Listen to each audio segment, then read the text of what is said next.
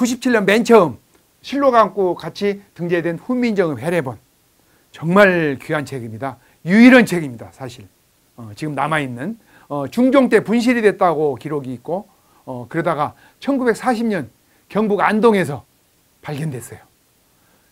훈민정음 해례본 같다는 이야기를 듣고 간송 전영필이라고 문화 독립운동을 한 사람입니다. 지금 성북동 간송미술관을 세운 사람인데 요 분이 아주 비싼 돈을 전 재산을 털다시피 해서 사갖고 소중하게 보관돼 갖고 오늘날 우리가 한글 기역 니은 디귿의 창제 원리를 알게 된 겁니다. 한 번도 공개를 안 했다가 동대문 디지털 플라자에서 처음으로 사본으로 공개를 한 번 적이 있었습니다. 그런 훈민정음 해례본이 있고요. 다음에 아까 말씀드린 직지심경, 줄여서 직지심경이라고 말하는데 이게 1377년에 청주에 있는 흥덕사라는 절에서 지금은 없습니다. 그 폐허지를 발견했죠. 얼마 전에요. 그래서 거기에서 인쇄를 한 세계 최초의 금속활자. 정말 대단하지 않습니까? 우리는 초등학교 때 쿠덴베르크의 성경 몇 줄이 그 세계 최초의 금속활자라고 배웠습니다. 그런데 그보다 78년이 앞섭니다. 그런데 기록적으로는 상정고금애문이라는 책이 있는데 그 책은 1234년에 제작됐다고 되어 있습니다. 1, 2, 3, 4. 그러면 그보다 지금 이거 직지심경보다 얼마나 더 오래된 겁니까? 그런데 그게 남아있지 않기 때문에 알 수가 없는 일이고 이것은 그래서 그 스님이 1372년에 백운화상이라는 스님이 저술한 불교의 경전입니다. 주로. 그리고 고승과 그 스님들의 대화 같은 거, 편지 이런 게 다 들어있는 책인데 이게 상하권이 있는데 상권은 발견이 안 됐고 하권만 발견됐습니다. 구한말 때 외교관을 통해서 프랑스로 외교관이 매입을 해갖고 간 겁니다. 그래서 우리가 들려달라고 할 수도 없는데 이것도 박병선 박사가 발견했습니다. 그래서 이걸 공인을 받은 거죠. 세계적으로. 그래서 박병선 박사를 직지대모라고 부르고요. 청주에서는 해마다 직지축제를 엽니다. 그리고 거기에 인쇄박물관이 있고요. 이걸 기념해서 그런 게 있고요. 다음에 흔히 팔만대장경이라고 하지만 원래는 고려대장경입니다. 불교 국가였죠. 고려 470년에는요. 그래서 부처님의 가호로 국난을 극복하자 몽골군이 수시로 침입을 해왔습니다. 그래서 맨 처음에 만들었던 대장경, 초조대장경이라는 것은 1132년에 불타버렸어요. 근데 또 침입해 오니까 강화도에서부터 시작을 해서 이게 이제 만들기 시작했습니다. 고려 목판 인쇄술의 그 정수를 보여주는 세계 가장 오래된 대장경. 일본에서 얼마나 탐을 냈냐면 임진왜란 때도 가져가려고 그랬고 세종 때도 제발 좀 달라고 막 졸라댔습니다. 이건 엄청난 일이죠. 사실은요. 그리고 여기에는 법문이 8만 여정의 법문이 있다고 해서 8만 대장경이라고 그러고 또 그 목판본인 수가 8만 6천 장 정도 됩니다. 그래서 8만 대장경이라고 흔히 말하고 그리고 이걸 보관하는 해인사 장경판전은 세계문화유산으로 등재됐으니까 2개가 되어 있죠. 세계유산으로. 이것도 드문 일입니다. 한국전쟁 때 자칫하면 해인사를 폭격할 뻔했습니다. 공군 중령이 해인사를 폭격하라는 명령을 받았어요. 왜냐하면 빨갱이들이 700~800명이 해인사 쪽으로 도망갔다. 토벌을 해라. 그런데 공군 중령이 과감히 거부했습니다. 저기에는 세계 어떤 것하고 바꿀 수 없는 우리나라 보물이 있다. 내가 목숨이 잘리는 한이 있어도 폭격 못한다. 그래서 엉뚱한 데 폭격하고 군사재판에 회부됐겠죠.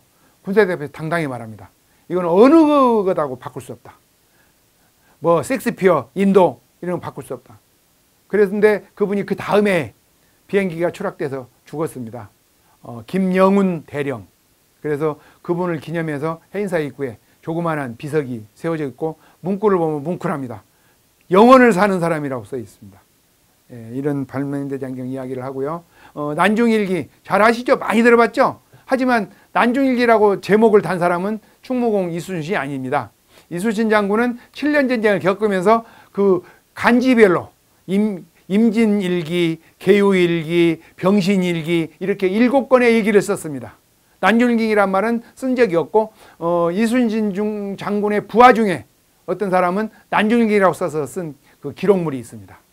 난중일기라는 말은 언제 처음으로 됐냐면 정조 임금이 윤행님이라는 유능한 신화를 시켜가지고 충무공의 그 기록물들을 다 모아서 한 권의 책으로 묶어놔라. 이게 분실되고 소실되면 안 되지 않느냐. 그래서 만든 게 이충무공 전서입니다. 이충무공 전서를 1935년 일제강점기죠. 조선사 편수회라는 데서 난중일기초라고 해서 처음으로 발간했습니다. 왜냐하면 전부 초서로 되어 있거든요. 탈초를 해야 되잖아요. 탈초해서 발간된 것이 그렇고, 이것도 당연히 국보고 충무 아산 현충사에서 보관하고 있습니다. 예. 다음에 유교 책판이라고 하는 학자들이 조선시대는 성리학이 판을 쳤고 유교 국가니까 당연히 나라를 대동사회를 만들려면 어떻게 해야 되는지, 인의의 지신이 왜 배워야 되고 몸에 익혀야 되는지를 여러 가지 철학적으로 설명하고 문학적으로 설명한 책들을 저술을 한 사람이 있는데, 그 사람이 여러 가지 사정으로 책을 출판하지 못할 경우 그 지역의 지식인들이 모여가지고 이 책은 유교의 근본 목적, 인륜 공동체, 인륜이라는 것은 사람이 마땅히 지켜야 될 도리죠. 인의예지 신입니다. 인의예지 신. 사람이라는 건 어질고 의롭고 예의 바르고 슬기롭고 믿음직스럽고 이 5가지를, 이게 오상이라고 합니다. 떳떳할 상자 써서 이 오상을 갖춰야 된다.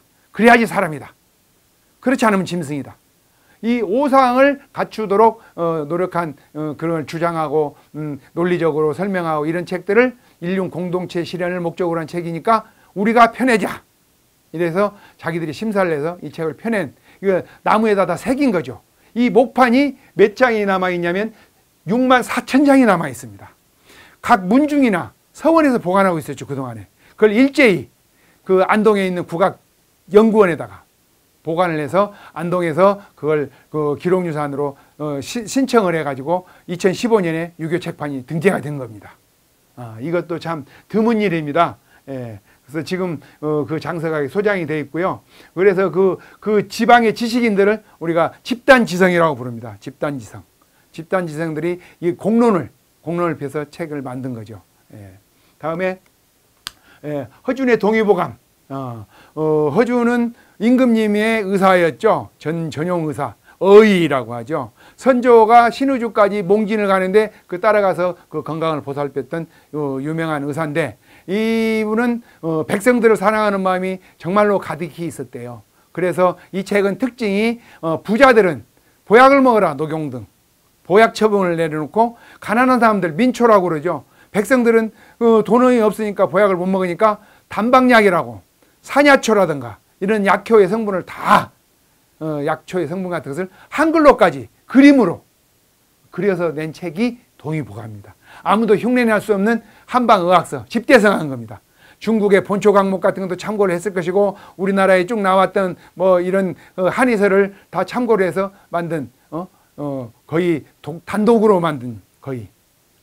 허준은 그 양천구 가양동에서 태어났답니다. 거기서 죽었고, 그래서 거기에 가면 박물관이 있습니다. 박물관 가면 그 허준이 얼마나 훌륭한 의사였는지 이런 것도 알 수 있습니다. 다음에 작년에 3개 동시에 된 것을 이야기하겠습니다. 어보하고 어책이 있습니다. 어보는 임금님의 왕비의 도장을 말합니다. 어책이라는 것은 임금님이 등극하면 축하한다고 새겨 주는 덕담, 글입니다. 대나무 가지를 다 잘라가지고 죽책이라고 하죠. 옛날에는 책을 그렇게 만든 거죠. 그래서 책자가 그렇게 되어 있는 거고요. 거기에 덕담을 쓴 것들이 이제 어책이고요. 국채보상운동은 근현대사 기록물이죠. 1907년에 대구에서 우리 나라빚을 갚자, 우리가 국민들이 힘을 모아서 갖고 담배도 끊고 술도 끊고 그 돈을 모아서 나라빚 갚자고. 일본한테 너무 빚을 많이 져서 잘못하면 주권을 뺏길 것 같으니까. 그래서 전국적으로 벌어진 운동입니다. 국채보상운동에 대한 모든 기록물이 되어 있고, 조선통신사 임진왜란 때는 우리가 크게 당했지만 일본은 여전히 우리나라의 문화 문명을 부러워해서 통신사 좀 제발 사절 파견 좀 해달라고. 그래서 12번을 파견합니다. 공식 통신사를요. 한 번 가면 500명, 서울에서 부산을 거쳐서 대마도로 해서 교토 나라까지 가고, 도쿄까지 가는 겁니다. 그 모든 비용을 일본 정부가 다 됩니다. 1년 예산에 해당된답니다. 12번은. 걔들은 우리 사신이 가면은 학자들이 많으니까 글 한 줄 받으려고 줄을 서 있고 여관 앞에서 한시 좀 하나 써달라고 막 졸졸 조르고 걔들은 이제 문화의 수준이 높아지는 거죠. 그런 것을 일본하고 동시에 등재를 했습니다. 동시 등재. 그래서 세계에서 총 16개가 됐는데 여기서 재밌는 것은 어보어책은 종묘에 보관을 합니다. 신주 뒤에다가 보관합니다. 임금님에 해당되는 거니까요. 작년에 문재인 대통령이 미국 갔는데 오바마가 어보를 줬습니다. 그래서 그 전용기편으로 갖고 왔고 그런 것들을 이제 전시회도 했습니다. 그런데 그 종묘라는 곳은 세계문화유산이죠. 건축물로. 다음에 그 기록유산물은 어보어책이 있죠. 다음에 그 무형문화유산으로는 종묘 제례하고 종묘 제례학이 있죠. 세 가지가 세계유산입니다. 세계유산 글랜드슬램 달성한 거죠. 이런 경우도 세계적으로 흔치 않습니다. 이렇게 자랑스러운 기록의 나라입니다. 기록의 나라는 말을 제가 지었는데 이 자료는 제가 소년조선일보라고 지금은 어린이 소년일보로 바뀌었습니다. 3월 6일부터 일주일에 한 번씩 이 기록유산 16건에 대해서 이렇게 해설을 했습니다. 1, 2, 3, 4에서 18편 쓰기로 했고 18편은 18회째는 마무리로 왜 우리는 기록을 해야 되는지, 왜 선조들은 이런 기록을 남겼는지, 왜 우리가 뭘 교훈을 받아야 되는지 이런 것에 대해서 쓰려고 한 것이고요. 한 가지 책 하나는 설명 안 했는데 이 후설이라는 책은 목구멍 후하고 혀설자입니다. 목구멍과 혀, 임금님의 목구멍과 혀. 승정원은 바로 임금님 계신 바로 옆에 있다고 그랬잖아요. 그래서 승정원의 별명입니다. 승정원의 닉네임인데 승정원 얘기를 번역할 때 13%쯤 번역한 상태에서 이거 빨리 우리 국민들이 좀 읽었으면 좋겠다. 우리가 몰랐던 이야기 너무 많고 흥미진진하고 그래서 대중교양서로 만든 게 후설입니다. 후설하고 사필은 어디든지 교보문고에서든지 살 수 있습니다. 그러니까 고전 번역원이라는 데서 최초로 만든 인문교양서입니다. 이런 책들은 국민의 한 사람으로서 꼭 읽어봐야 된다고 생각을 합니다. 그리고 여기 보여드리는 것은 이건 조선왕조실록을 번역해서 책으로 펴낸 겁니다. 413책이라고 그랬죠. 이렇게 펴낸 거고요. 이거는 승정원 얘기 지금 번역된 대로 착착 출간하고 있는데 이건 정조 일성록인데 이게 135책입니다. 이게 지금 한 182책 정도 이렇게 펴냈습니다. 정조 걸 번역해 갖고. 다음에 이건 승정원 일기죠. 승정원 일기. 영조 때, 영조 20년에 승정원 일기. 이렇게 펴낸 책이 승정원 일기 지금 한 500책쯤 펴냈습니다. 그리고 이것은 한 200책 가까이 펴냈고, 이제 이것은 새로 번역을 하고 있는데 옛날 번역은 건 420책이고요.